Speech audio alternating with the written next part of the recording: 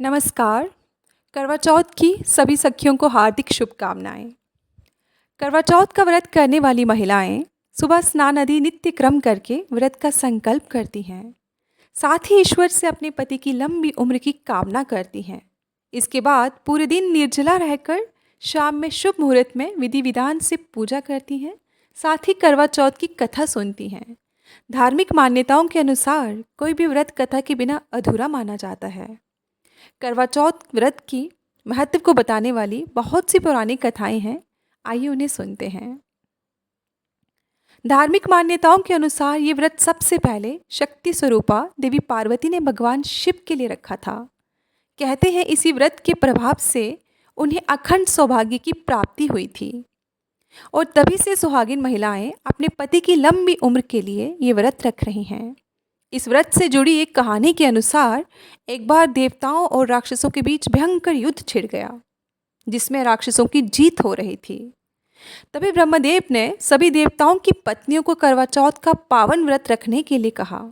कहते हैं इसके बाद कार्तिक माह की कृष्ण चतुर्थी के दिन सभी देवियों ने अपने पतियों के लिए व्रत रखा, जिससे देवताओं की जीत हुई।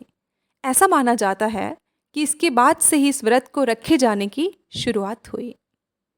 इसके अलावा ये भी कहा जाता है कि द्रौपदी ने भी पांडवों को कष्टों से मुक्ति दिलाने के लिए करवा चौथ का व्रत किया था। करवा चौथ की एक अन्य पौराणिक कथा है, आइए उसे सुने। करवा चौथ व्रत से जुड़ी पौराणिक कथा के अनुसार देवी करवा अपने पति के साथ तुंगभद्रा नदी के पास रहती थी। एक दिन उनके पति नदी में स्नान करने गए। स्नान के समय मगरमच्छ ने देवी करवा के पति का पैर पकड़ लिया और वह उन्हें नदी में खींचने लगा। मदद के लिए पति अपनी पत्नी करवा को पुकारने लगे। पति की दर्द भरी पुकार सुनकर करवा दौड़कर नदी के पास पहुंची। पति की रक्षा के लिए करवा ने तुरंत एक कच्चा धागा लेकर मगरमच्छ को एक पेड़ से बांध दिया। करवा के अस्तित्व के कारण मगरमच्छ एक कच्चे धागे में ही इस तरह से बंध गया कि वह थोड़ा भी हिल नहीं पाया। लेकिन अभी भी करवा के पति और मगरमच्छ दोनों के प्राण फंसे हुए थे।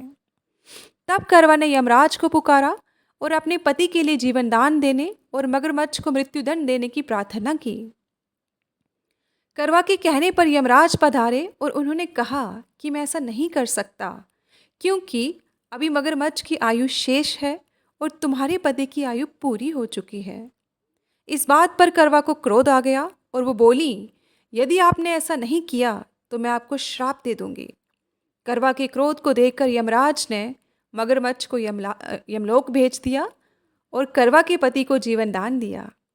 कहते हैं करवा चौथ के व्रत में सुहागिन महिलाएं करवा माता से प्रार्थना करती हैं कि हे करवा माता, जैसे आपने अपने पति को बचाया वैसे ही मेरे सुहाग की भी रक्षा करना। करवा चौथ व्रत से जुड़ी एक और पौराणिक कथा है, आइए उससे भी सुने।